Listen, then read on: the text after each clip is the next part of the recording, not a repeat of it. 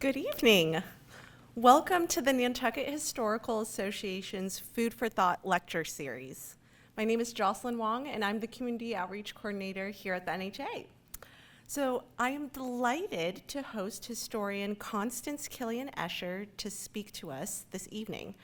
Constance is a graduate of Vassar and Dartmouth and was a research associate at the Shelby Cullom Davis Center for Historical Studies at Princeton University.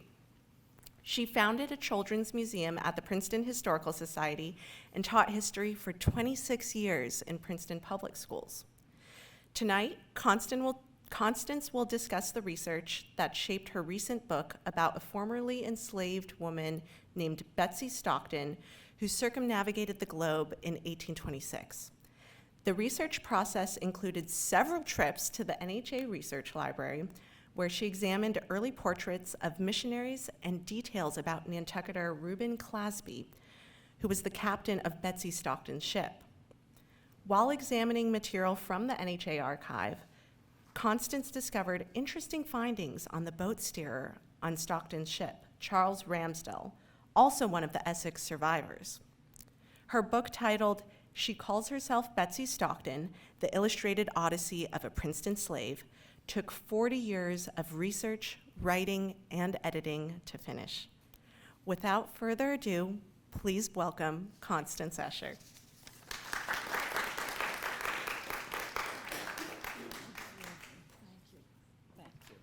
Thanks.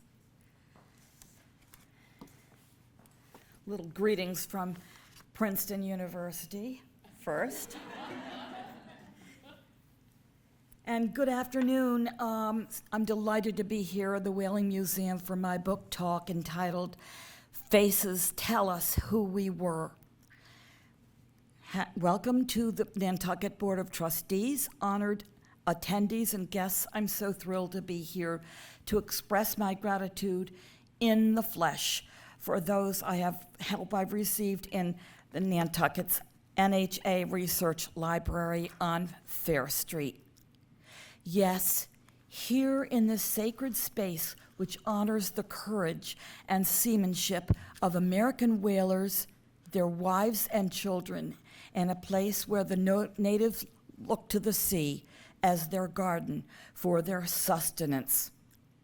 40 years ago, the Princeton slave Betsy Stockton found me.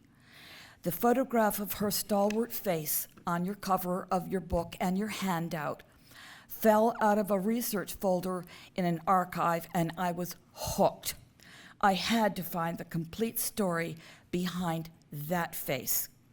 That quest took me around the world on the whaler Thames under her Nantucket master, Reuben Clasby. In 1823 to 1826, Betsy Stockton was with the first woman of color to circumnavigate the globe. And what an armchair sailor's dream it has turned out to be for me, her biographer. Here's the question. As an historian, what goes into publishing a book using 3 whale ship journals in 1823? First, Betsy Stockton's, then her missionary brother, Reverend Charles Stewart, both of Princeton, and third, Louisa Everett Ely of Connecticut, in whose previously unpublished journal she wrote about housekeeping on a whaler, washing clothes with seawater. All 3 Presbyterian missionaries took up their pens, pencils, and paper to describe their floating wooden world and its inhabitants during quieter moments on board, between squalls off the coast of Brazil and a near shipwreck off the Tierra del Fuego. Here's the answer about research help. Plenty of help during those 40 years.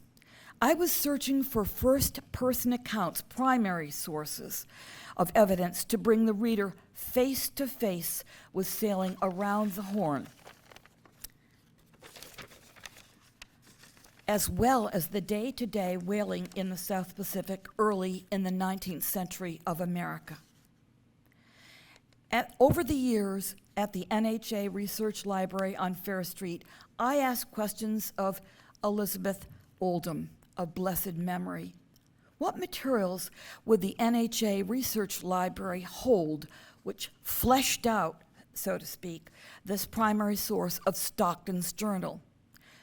One answer was the previously unpublished portrait, it's in your packet, take a look at it right now, of Reverend Charles Stewart himself on the frontispiece of his previously unpublished Thames Journal in 1827.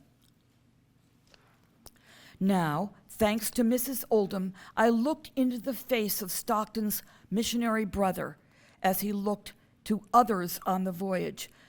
Byronic, handsome, intelligent, a true son of Princeton University, graduate of 1815, in the service of the world.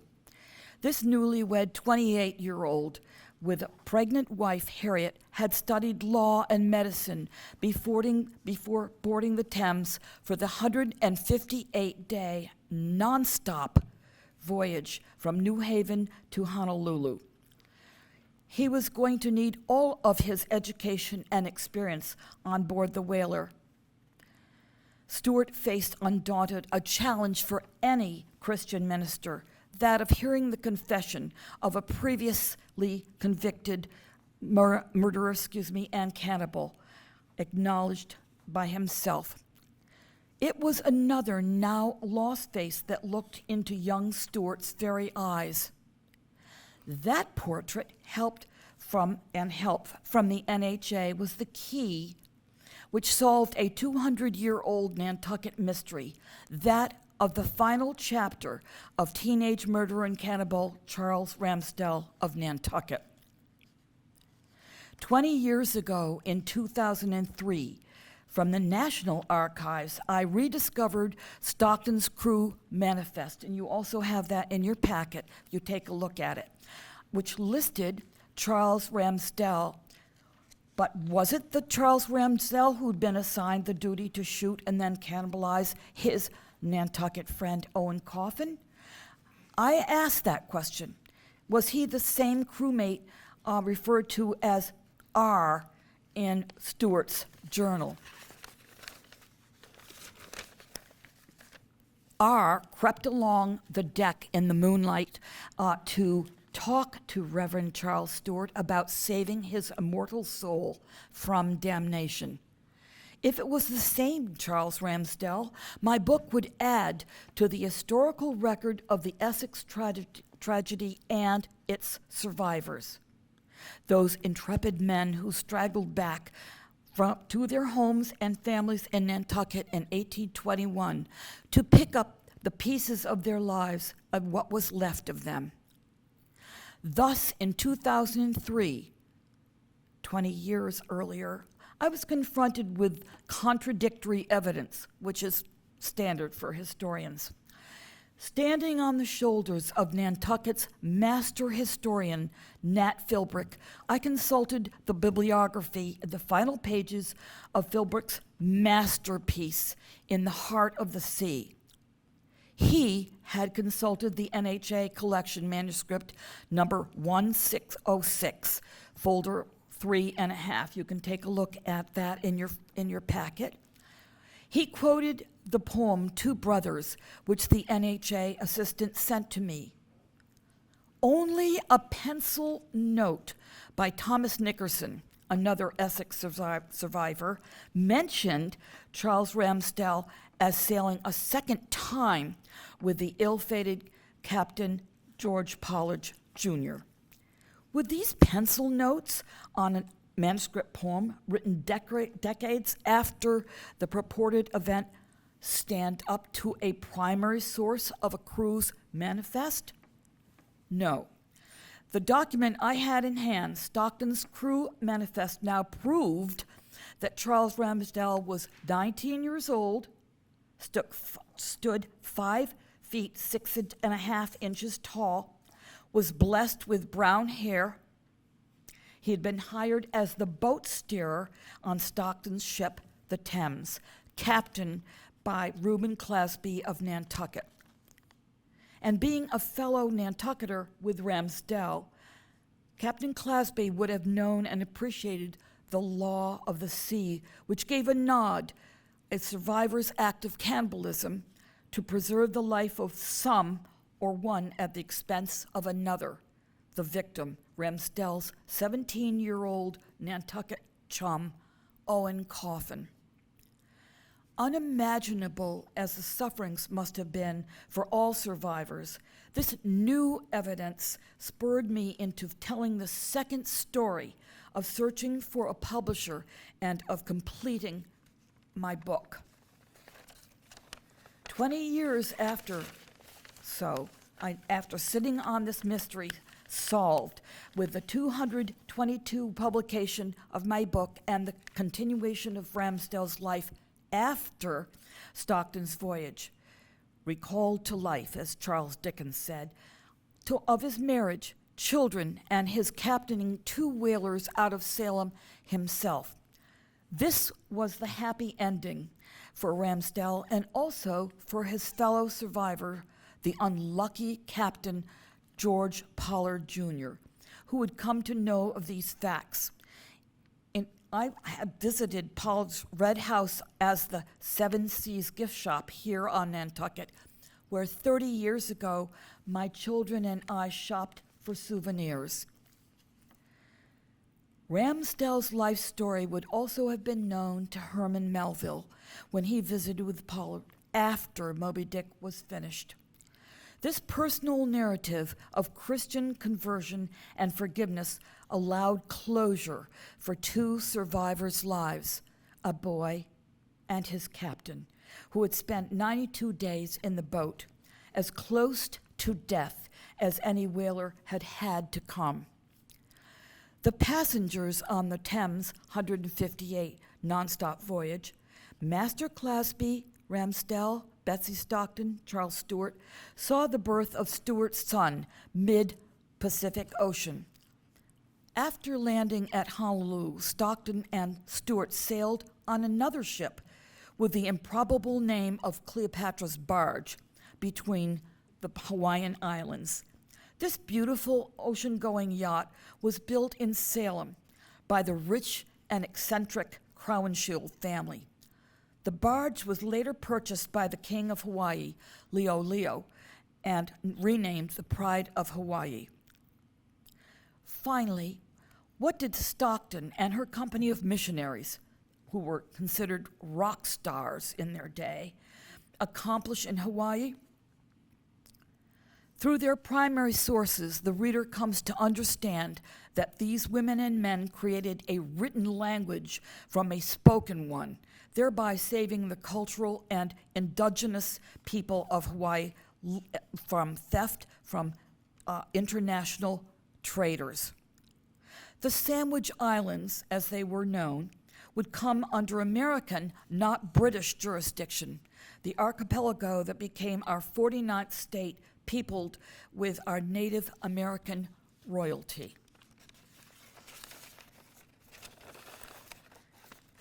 So in my book adds a general part of Nantucket history and American history from primary sources, more fascinating than fiction, and giving solace to many, including descendants on this wonderful island.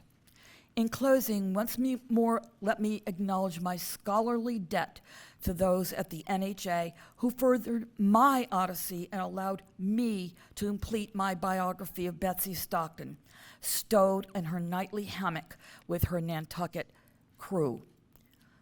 And thank you very much for inviting me to speak. Special shout out to my friend Susan Weatherly as a wonderful, wonderful friend who got me to the island and allowed me to come and thank you in person for all the years of research that I've done here in Nantucket. Thank you very much.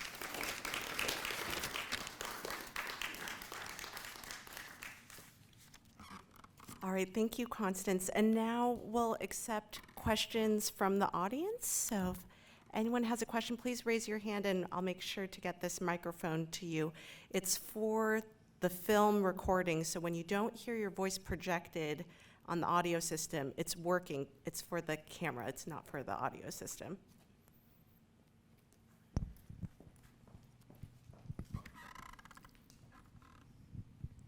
How did Betsy come to be on this ship and to make this voyage? Great question. How did Betsy come to be on the ship and make this voyage? It took a lot of paper to write for her basically a contract with the ABCFM, American Board of Commissioners for Foreign Missions. Because she had been a slave, they wanted to make sure that she would not be impressed by some British ships as she came along, because she was the first and only person of color on this particular voyage as a passenger. She was educated at Princeton Theological Seminary, and in a time when some people in America thought that people of color were not really human, she proved that she was not only human but brilliant.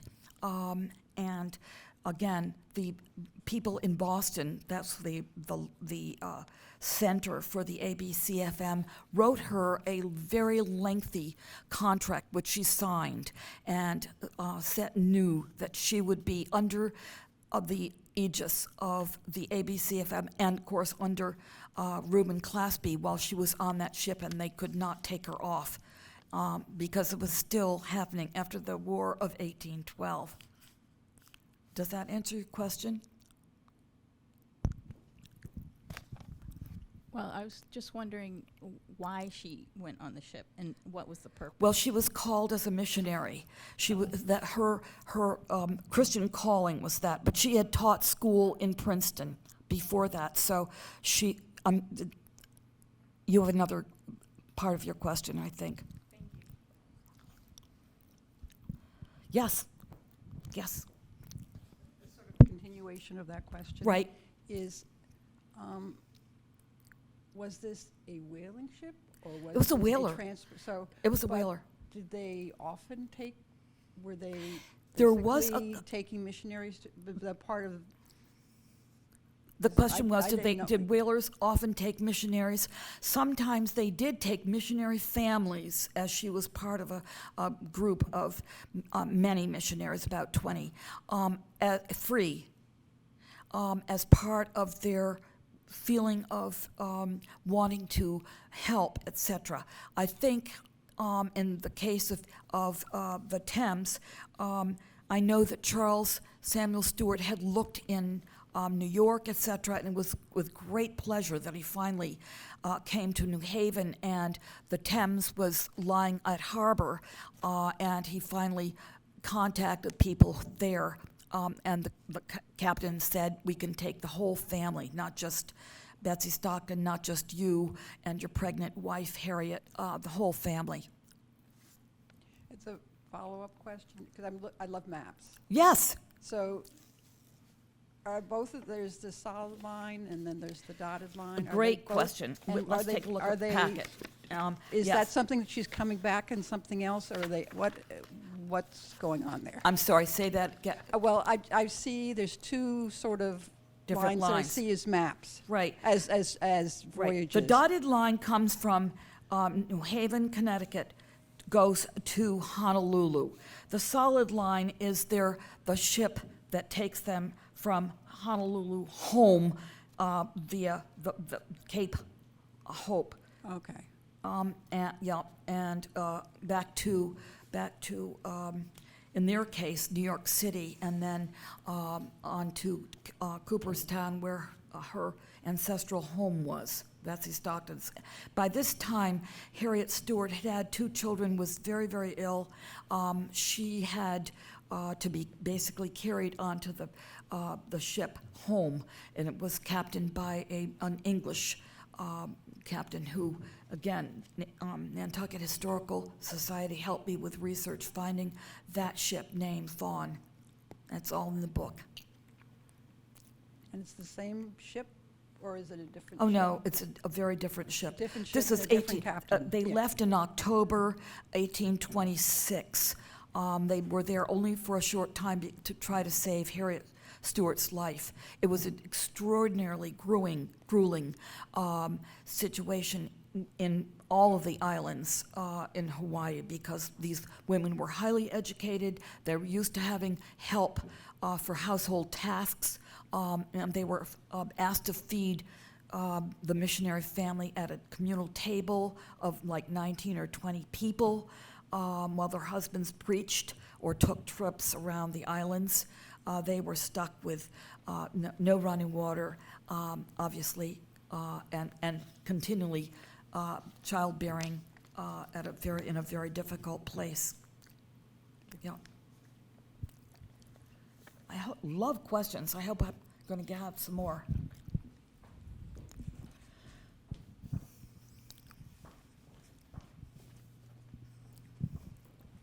Thanks. Well, did she survive? She survived. She, in fact, came back to Princeton very shortly thereafter and was called to a school for infants, for colored children, for black children in Philadelphia on Gaskill Street, and started a school there using an international idea of educating infants from 18 months old to 7 years. This was by Wilderspin out of London. He was a Cockney. So she was brilliant enough to adapt this method of marching, recitation of mathematical numbers, reading at a very early age, and of course it got children off of difficult situations both in Philadelphia, in London, and in other cities as the Industrial Revolution swept into both America and then across the pond in England. Does that? Yes, and she lived until she was 65. She died in Princeton. She wanted to be buried in Cooperstown next to her beloved missionary sister, Harriet Stewart.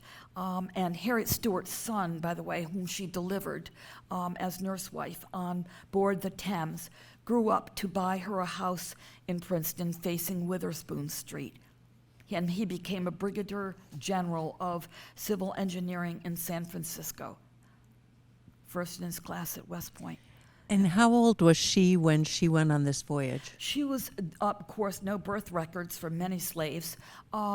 She was about 25 when she went on this. And, of course, without the childbearing stress and all the kinds of complications of trying to give adequate nutrition to these pregnant women, she survived, but she did a huge amount of work to sustain that family, and she lived in a little kind of thatched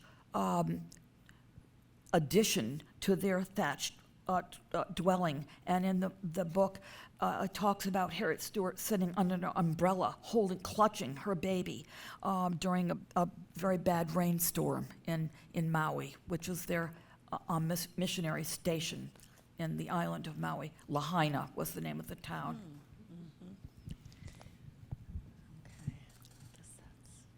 And just to answer your question more thoroughly, she also went to the wonderful village of Lower Canada and rode on what was then called the Barge Canal with some Ojibwe chiefs and set up a school based upon what she had done in Philadelphia. She was called away from Philadelphia. She was so successful. So when you say a family of 20, were they literally related to each other? No, Okay. they were, many of them were Presbyterian. They were all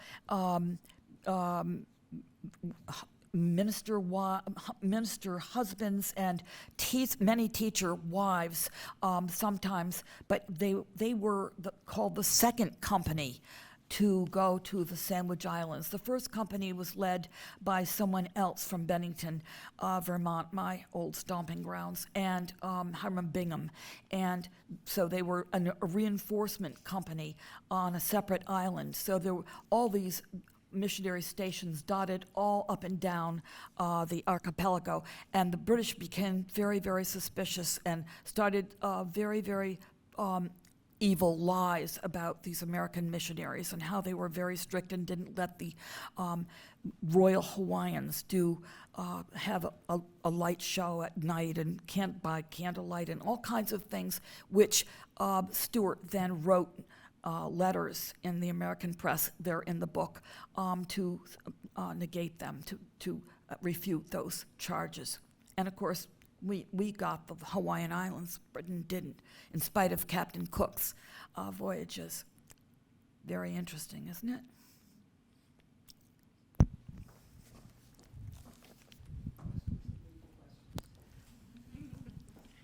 Giving me my exercise. Yeah. How did she end up in Princeton?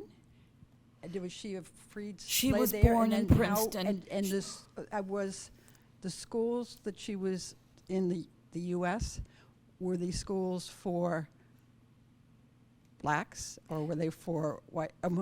What was, I understand your question. How did she end up in Princeton? She was born on a Princeton, quote, plantation called Constitution Hill as a slave of Robert Stockton, not Richard the Signer. But as she grew up, she was taken under the arm of her surrogate father, and possibly her natural father, Reverend Ashbel Green, who was president of Princeton University. And he saw that she was extremely brilliant and sent her to kind of Sunday classes at Princeton Theological Seminary, where she outstripped many other students. So she was a candidate, again, for ABCFM, took her with this contract, signed contract, that she was not a slave, no longer a slave, etc., to go on. She actually founded 4 different schools. She founded a public school, the first public school for African-American children in Princeton by about 1835-36 in there. It was a public school, it was funded by public monies, and many of the descendants, 7th generation descendants in Princeton now in the Witherspoon-Jackson neighborhood remember and celebrate the fact that their ancestors went to Betsy Stockton's one-room school where she was graded an excellent teacher from, again, we have the document from 1847 said 10 years ago she was here teaching school. This is a comment. I'm a trustee of the NHA, and I'm very interested in the different communities, particularly the communities along the shore, because that's how you got around. Sure. And what I truly believe is that there is a lot of history that's yet to be uncovered. Absolutely. And the way to help uncover it is for our institutions to continue to share information, digitize, so you can, I think, it's just in what you said so far, there are probably other, third degree of separation, second degree, you're going to be able to build a lot more of these stories and flesh out pieces, and that's, it's just something I'm particularly interested in, and I think that's, this kind of lecture too can be something that could be presented in another community that says, oh, well, or this book, Yes. Say, oh, and you look at it and you go, I know that name. Absolutely. I've seen that name. They were here, or this. Absolutely. So that's. Well, museums are becoming such an educational force in America. Open, so open, and right alongside libraries.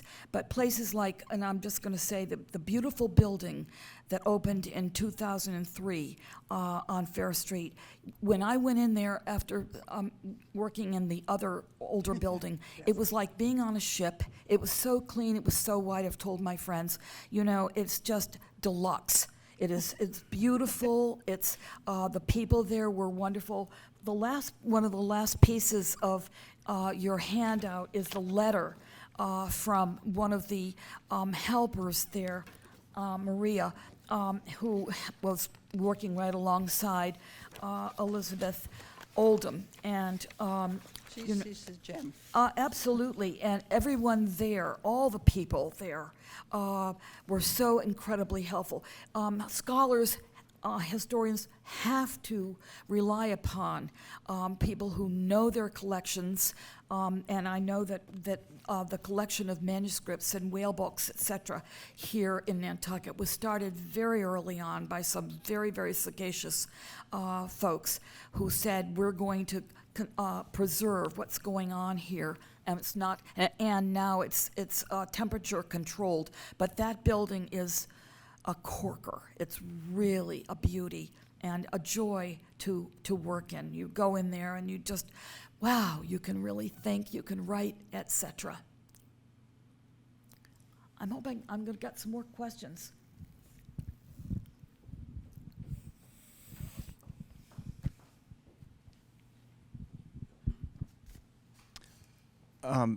Forgive me if others picked up on it, but is it correct that Miss Stockton and the missionaries were essentially hitching a ride on an active whaler? That's right. And they were guaranteed that destination would be Hawaii in the end. So this was 156 days of whaling that they were just a witness to while Exactly. catching a ride. That's exactly right. Thus Thanks the for records. clarifying that. Yes, they were. And in your in the book, they survived with prayer and prayer services. They survived a huge squall off of Rio de la Plata, which was a notoriously shipwreck spot, and they were blown around the Horn, so they had to go around the Horn twice. They did a passage, then they were blown back. It was a very, very, very, very dangerous and very, very squally season. I'm not sure exactly why, but obviously Reuben Clasby knew why he was sailing, starting his voyage in November of 1822. I looked at this passage in the back from this whaling journal of 1856. All three of these whaling journals were much earlier. They're all 1822, 1823. And the fact that various people preserved those. The reason Betsy Stockton's journal was available was that her surrogate father published her journal, Mr. Simpson, in Philadelphia through his magazine, The Christian Advocate. He was kind of kicked out of Princeton. We don't know why, changed the board of trustees perhaps, and he was no longer popular, so he decided he was going to go to Philadelphia, and then this mentor of his, this chosen child, was then her journal was published, and he just gloried in it. He thought it was very, very special. Here's the slave I've raised in my household, and here she is, writing this whale ship journal. Thank you. You're welcome. So were there whales actually taken? Yes, there were. So is that all described in her journal? Yes, It yes, is. and these funny little asides that the captains, they weren't so funny. Some of his terrifying comments were said only to Betsy. Yes, there's a record of the whales that were taken. Unfortunately, as it sometimes happens, the price per barrel went down during this. They went on, after Hawaii, they went on to Japan, came back and visited very quickly with the missionaries who were then completely stationed in Honolulu, and then came around, and it was about a 2-year voyage, again with good old Charles Ramsdell as boat steerer. It was not a lucrative voyage, and the people who put up the money, the whale shippery people in New Haven, were hoping that it would be another Nantucket, New Bedford, what have you. Nope, no such luck. So that kind of, that as a whaling port, New Haven as a whaling port, kind of really did not go anywhere. Too bad. Yep. But this, luckily for Betsy Stockton and the other missionaries, this was his 5th transatlantic voyage. And so he was very, very experienced, older. And I'd like to find out more about Reuben Clasby. I'd like to hear, anybody has an idea about a documentary for this, I think would be splendid. One other question, how do you work on something for 40 years? Well, you have to earn your daily bread in between. The thing is with historical research, and I talked about this with wonderful Jocelyn Wong, who was, thank you so much, Jocelyn, for having me. When you start on a project this long, it's as though you're given some keys to the kingdom and to knowledge, and then it sparks some other research, and you keep, it's archaeological digging of the mind, but it's never a straight line from cradle to grave. Nope. Lots and lots and lots of diversions and side streets to look into. And so one clue will give you a clue to something else again. And of course you use other people's research and give them credit for that, and in the bibliography and as you go along.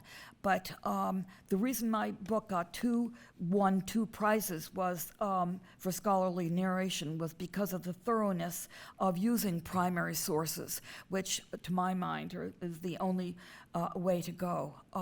It was about 5 major institutions I went to. Well, NHA, one, London, British Museum, another one, Spear Library, Theological Library, Firestone Library, Princeton University, and others.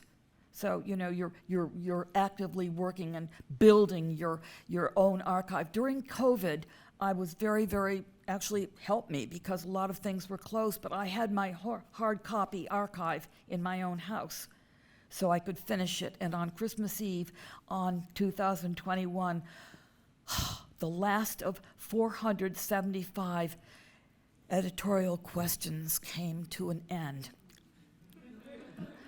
Threw in the towel. Yay. It's going to be published next month. Thank goodness. Finding a publisher, by the way, was another chore. Luckily, a woman priest in my Episcopal Church, Trinity in Princeton, had her dissertation published by this publisher within stock out of Oregon, Eugene, Oregon. And she said, why don't you apply? And I applied, fear and trembling. I'd been turned down by so many people who thought, I would have thought, here's a fabulous subject matter. Nope. So I'm thrilled that I'm here and it's published and it's done.